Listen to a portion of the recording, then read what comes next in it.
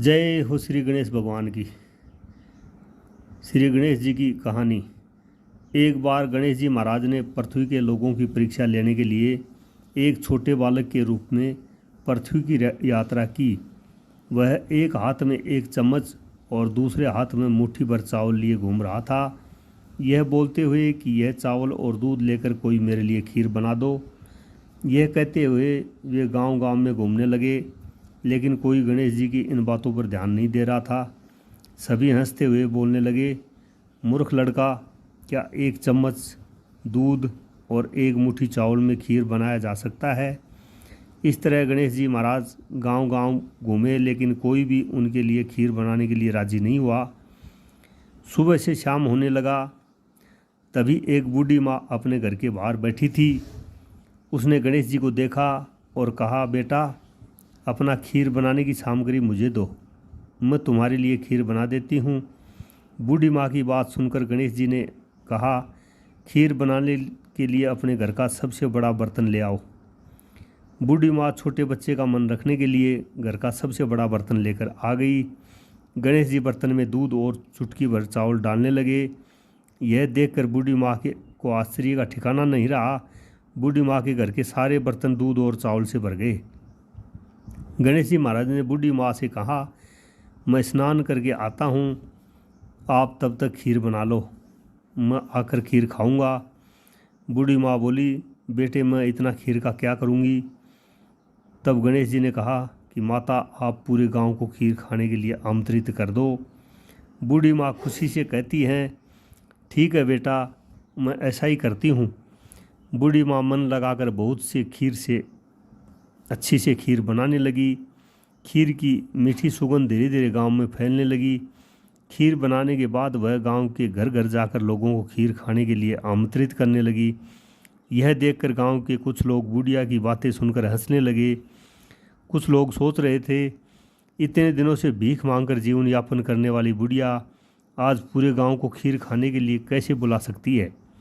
उनमें से एक महिला कहती है, तुम्हारे घर में खाने के लिए मुट्ठी भर अन्न नहीं है, तुम पूरे गांव को खीर खाने के लिए बुला रही हो।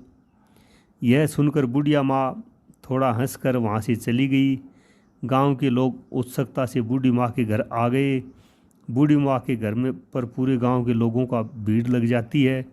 जब बूढ़ी माँ की बहू को इस दावत का पता चला, वे जल्दी से अपने बेटे और बेटी को लेकर सबसे पहले बूढ़ी माँ के घर आ गई। अपने पोते पोतियों को देखकर बूढ़ी माँ अत्यंत खुश हुई। उनकी आंखों में आंसू आ गया। बच्चे सब खीर खाने के लिए जिद करने लगे। यह देखकर बूढ़ी माँ अपने पोते पोतियों को खीर परोस कर बाहर बैठ गई। बहू जब रसोई घर में जाकर खीर से भरी हुई पतीला को देखती है, उनके मुंह में भी पानी आ जाता है। अपने लालच को नियंत्रित करने में असमर्थ बहू एक कटोरी में खीर लेकर दरवाजे के पीछे चली गई। वह वहाँ खाना शुरू करने से पहले बोला, गणेश जी भगवान, भोग लगाना। इतने में थोड़ा खीर नीचे गिर गया और गणेश जी को भूख लग गया। गणेश जी प्रसन्न हो गए। बूढ़ी माँ छोटे बच्चों को आता देखकर कहने लगी, बेटा, खीर तैयार है, आकर भोग लगा लें। गणेश जी ने कहा, तेरी बहू जब मेरा नाम लेकर भोग लगाया तभी मेरा पेट भर गया था, मैं तो तृप्त हो गया हूँ। अब तुम खाओ, अपने परिवार और पूरे गांव को खाना खिलाओ। बुढ़िया कहते, बेटा, खीर बहुत ज़्यादा है, सबका पेट भरने के बाद भी बहुत खीर बच जाएगा, फिर मैं उस बचे हुए खीर का क्या करूँगी? माँ, बचा हुआ खीर तुम अपने घर के चारों कोनों में रख देना। यह कहकर गणेश जी महाराज अंतर्ध्यान हो गए। जब सारा गांव भरपेट खीर खा चुका होता है, तब भी बहुत सी खीर बची रहती है। बूढ़ी माँ बचे हुए खीर को पतीला में रखकर अपने घर के चारों कोनों में रख देती है। जब बूढ़ी माँ सुबह उठकर खीर के पतीला को देखती है तो पाती है कि पतीला में दूध की जगह सोना, जवाहरात और मोती भरी हुई हैं। बूढ़ी माँ ये देखकर कहती है, एक समय मेरे बेटे ने मुझे घर से निकाल दिया था, मैं भीख मांगकर गुजारा करती थी, लेकिन अब मैं बहुत खुश हूँ, मेरी सारी गरीबी दूर हो गई, अब मुझे कोई दुख नहीं है, मैं चैन से जी सकती हूँ। हे गणेश जी महाराज, जैसा आपने मुझे दिया वैसे ही सबको देना। अभी गणेश जी महाराज की दूसरी कहानी बहुत समय पहले की बात है। एक बहन और एक भाई रहते थे। बहन हर रोज़ अपने भाई का चेहरा देखकर ही खाना खाती थी। बहन रोज़ सुबह जल्दी उठकर घर का सारा काम करके जल्दी से अपने भाई को देखने के लिए निकल जाती थी। रास्ते में एक पीपल का पेड़ के नीचे गणेश जी की मूर्ति थी, जहाँ वे नित्य हाथ जोड़कर कहती थी, भगवान मेरे जैसा अमर सुहाग और मेरे जैसा अमर पीर सबको देना। रास्ते में जाते हुए जंगल का कांटा उसके पैर में चुभ जाता था।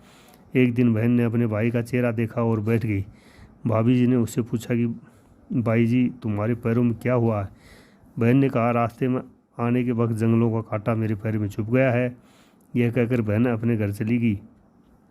भाभी ने अपने पति से कहा, रास्ता साफ कर दिए। रास्ते में आने वक्त आपकी बहन के पाँव में कांटा चुभ जाते हैं। तुम्हारी बहन पीड़ित है। भाई ने कुल्हाड़ी लेकर सड़क से झाड़ियाँ, जंगलों और पेड़ पौधे सारे काट दिए, जिससे रास्ता पूरी तरह से साफ हो गया। पेड़ों की सफाई के कारण गणेश जी की मूर्ति अपने स्थान से हट गई, जिससे भगवान क्रोधित हो गए और उनकी प्राण हर लिए। जब गांव के लोग भाई को अंतिम संस्कार के लिए लेकर जा रहे थे, तभी भाभी ने रोते हुए कहा, तुम थोड़ी देर रुक जाओ। उनकी बहन हर रोज़ भाई का चेहरा देखती है। लोगों ने कहा, आज तो देख लेगा, लेकिन कल से कहाँ देखेगा। बहन रोज़ की तरह अपने भाई का चेहरा देखने के लिए सड़क से आती है। सड़क से आते हुए बहन ने देखा, सड़क एकदम साफ हो गया है। पेड़ पौधे जंगल सब काट दिए गए हैं। थोड़ा और आगे जाते हुए देखती है कि गणेश जी की स्थान भी हटा दिया गया है। यह देखकर वे जल्दी से खेजड़ी की डाल लेकर गणेश जी की स्थान पुनः प्रतिष्ठित करती है और हमेशा की तरह हाथ जोड़कर कहने लगी, हे भगवान मेरे जैसा अमर सुहाग और मेरे जैसा अमर पीर सबको देना। भगवान गणेश जी ने उनकी बातें सुनी और सोचा कि अगर मैं आज इनकी नहीं सुनी तो इस दुनिया में कोई भी हमें नहीं मानेगा, कोई हमारी पूजा नहीं करेगा। भगवान गणेश कहते हैं, बेटी खेजड़ी के ये 7 पत्ते लेते जाओ और इन्हें कच्चे दूध में मिलाकर अपने भाई के शरीर पर छींटे मार देना, तब वह उठ जाएगा।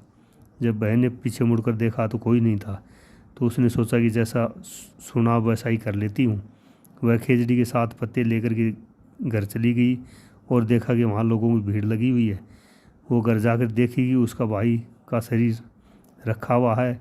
उसकी भाभी रो रही है। जैसे ही वह गणेश जी से सुना हुआ था, वैसे ही उसने कच्चे दूध में खेजड़ी के 7 पत्तों को मिलाकर अपने भाई के शरीर पर छींटे दिया, तो उसका भाई जाग उठा।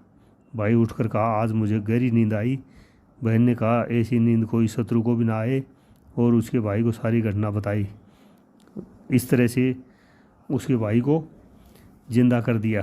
तो सभी को इस तरह से गणेश जी महाराज की भक्ति भावना करने से, पूजा पाठ करने से, आस्था के साथ सेवा भाव से सबको सुख समृद्धि और वैभव की प्राप्ति होती है। जय हो गणेश जी महाराज की।